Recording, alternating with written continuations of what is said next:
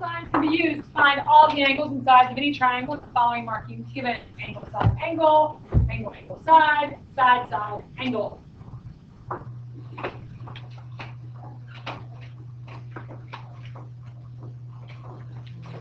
We keep pushing the wrong button. For the number. And then you get rid of two.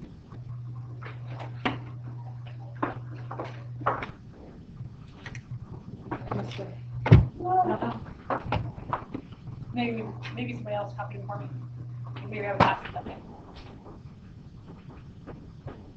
Okay. Given a triangle ABC with sides A, B, and C and angles big A, big B, big C, the following is true.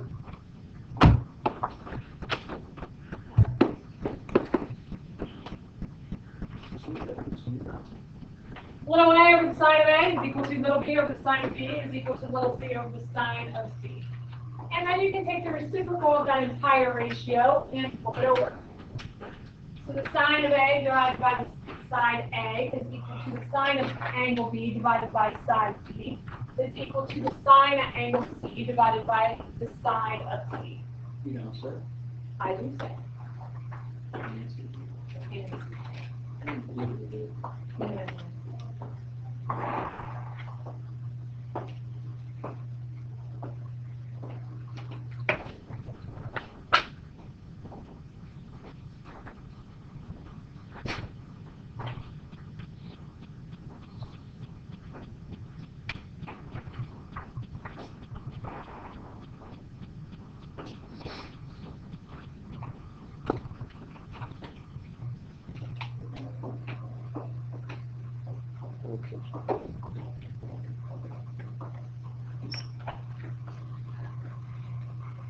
You ready?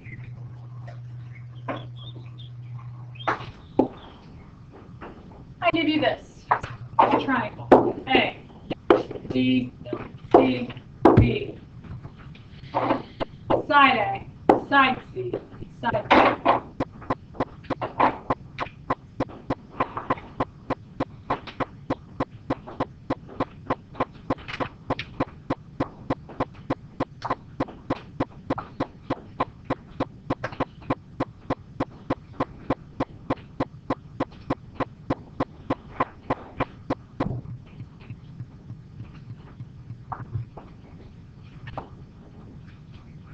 You ready?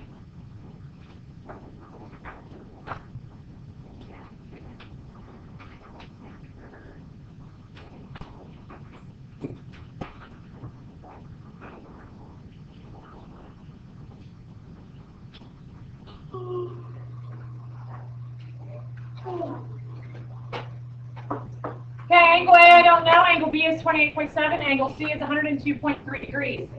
Side A I don't know, side B is 27.4, and side C I do not know. So how do I find the rest of the triangle with this given information? Use the angles to get A first. Using angles to get A first is an easy way to do this. So 180 degrees is equal to the entire triangle. So if I subtract off 180 degrees, I should say take 180, subtract off angle C, which is 102.3. Subtract off angle B, which is 28.7. What does angle A have to equal? 49 degrees is equal to angle A. So now I know that this is 49, that this is 102.3, and that this is 28.7. Then angle side B is 27.4. Okay, now I have to find little side A and side C. Side A and side C. So how do I go about finding side A and side C? 27.4 over the sine of 28.7 equals A, little a, over 49 degrees. Okay. Now, what he just said was I'm going to be using this A over the sine of A is equal to B over the sine of B. Why do I have to use B over sine of B? That's the only one that I'm given, both the angle B and side B. Do you understand that? That's the only angle that has also the side given. So now I'm going to go ahead and I'm going to find what I need here. I have little a, I don't know it. Side A, I don't have, but angle A, I do. Angle A was equal to 49 degrees. Little b was 27.4. And angle B was 28.7. Now how do I go about solving for side A? Multiply by the sine of 49. I could cross multiply, but instead of cross multiplying, just multiply by what you need to get rid of. I need to get rid of the sine of 49 that's attached by division. So the opposite division is multiplication. So I'm going to multiply by the sine of 49. Now with that said,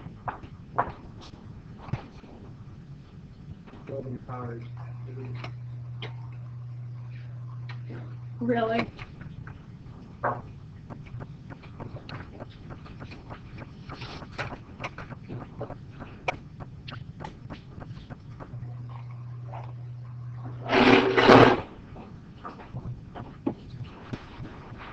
So I'm going to get a new document here, and I'm going to have a calculator page, and my value was going to be, what was it? If I remember, that's sure. 27.4 27.4 divided by sine divided by the sine of 28.7 28.7 degrees times sine of 49. the sine of 49. Okay. And I hit enter. Now why is this wrong? We didn't do in the degrees, so. You are going to use the degree symbol, you didn't put it in. If you want to change your setting, then go to general and change this angle down to degrees, so you don't have to worry about putting the degree symbol in. And all you have to do is go back up and hit enter again, and you can significantly see the difference there, can't you? So the length of side A is 43.06. 43.06.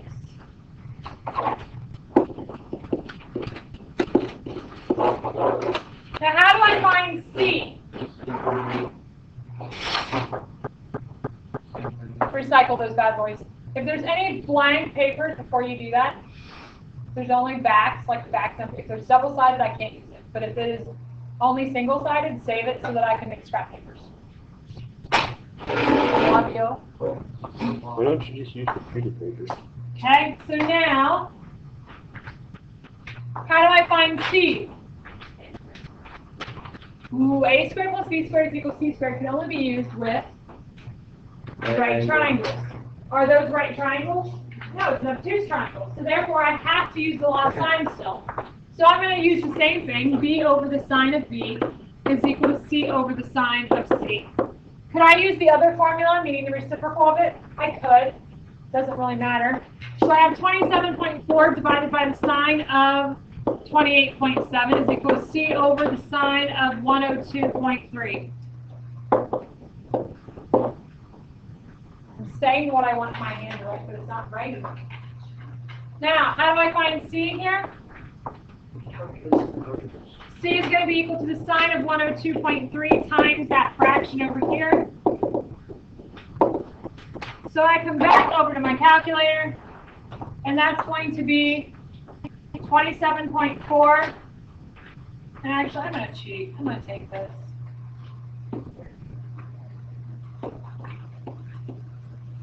And I'm just going to change that to be 102.3. Isn't that the same exact thing? And hit enter, and what do you get? 55.75. 55.75. Do we understand that, yay or nay? Okay, the next thing that I need you to do is I need you to get your textbooks open to page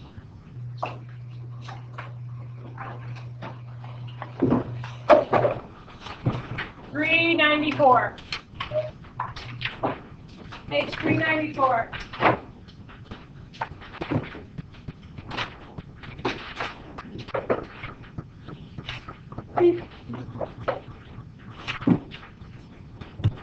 When dealing with the side-side angle case, and I'll be honest with you, I just talked to you about how to do these. On page 393, the first example I did in class just now was example 1. You can also figure out how to do example 2, the angle side angle. However, the ambiguous case is side side angle. When you are given the side side angle case, we have some issues going on here.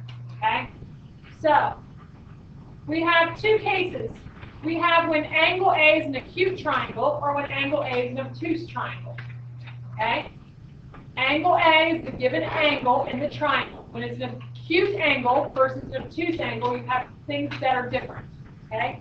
So the first case is, in the picture in the blue box, is angle A is acute, but the side length of A is less than the height h of the triangle. What is the height h? Where is that?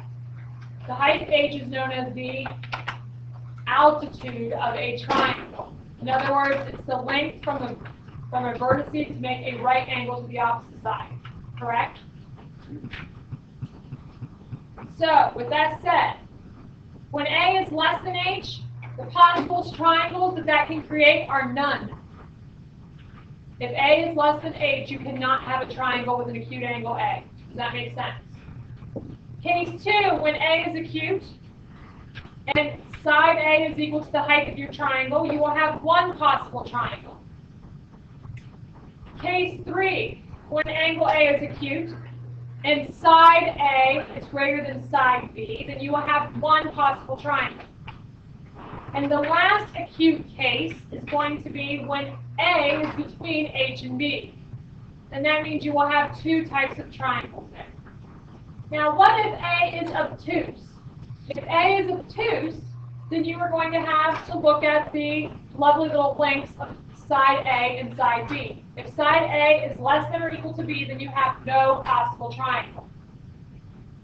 If angle A is obtuse and A is greater than B, then you will have one type of triangle. Now, why am I telling you this? Because in this next example, I give you side A is 22, side B is 12, and angle A is 42. So I'm going to draw a nice little triangle here.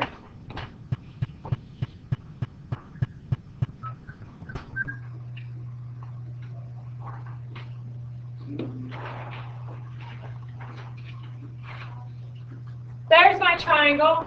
Little bent side there, you see that? Okay? Now, here's angle A, and angle A is 42 degrees. Where is side A?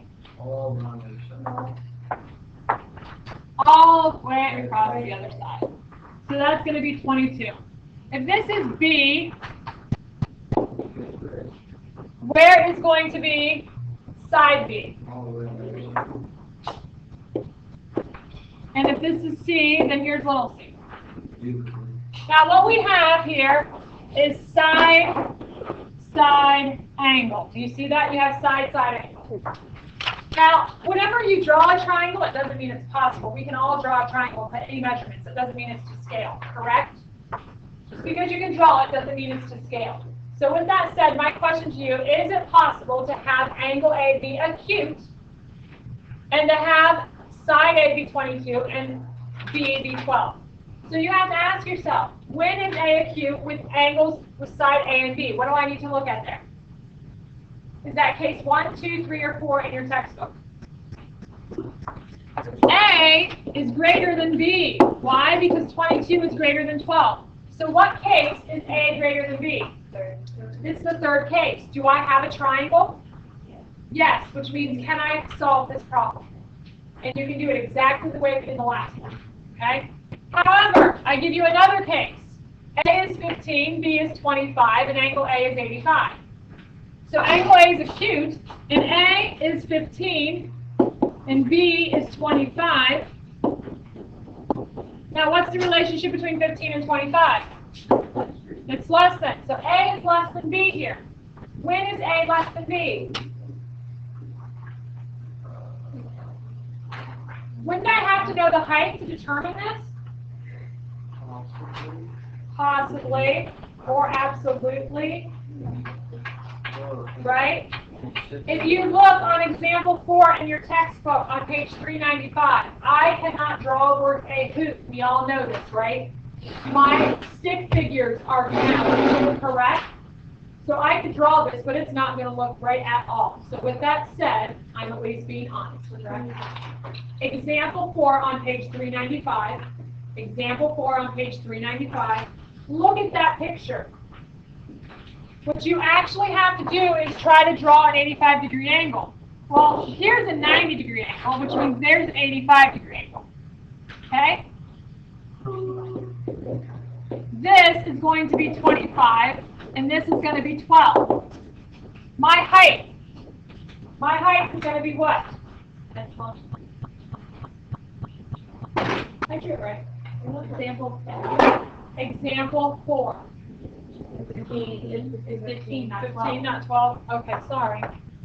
I thought you got my drawing. This is my height. Now, what's going to be the relationship between A and H? H is obviously going to be smaller than 25, but at the same time, what do we know? H is still going to be greater than it, so A is still going to be less than H, so is that possible? Is it possible to have a triangle if A is less than H? No, so can I do my problem with this one? I can't do it, so this is no. Do we understand that, yay or nay? So not all of them are going to be doable. Okay. And the last thing that I want to talk about is area. Area of a triangle. On page 396, you have an area of an oblique triangle. What does oblique mean? It has an obtuse angle. Area of an obtuse triangle is oblique. Oblique means at an angle. Area is equal to 1/2 base times 1/2 b times c times the sine of A, or 1/2 a times b times the sine of c, or 1/2 a times c times the sine of b. Area of a triangle is 1/2 base times height.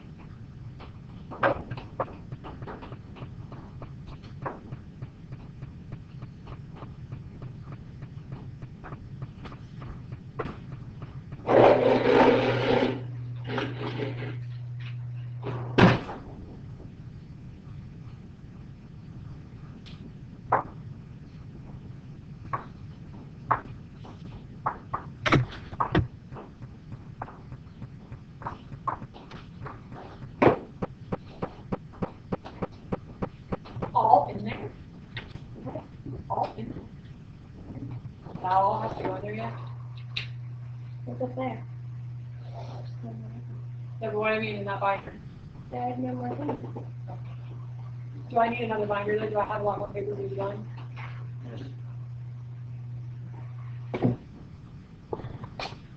Okay, now everybody get their books open to page 398.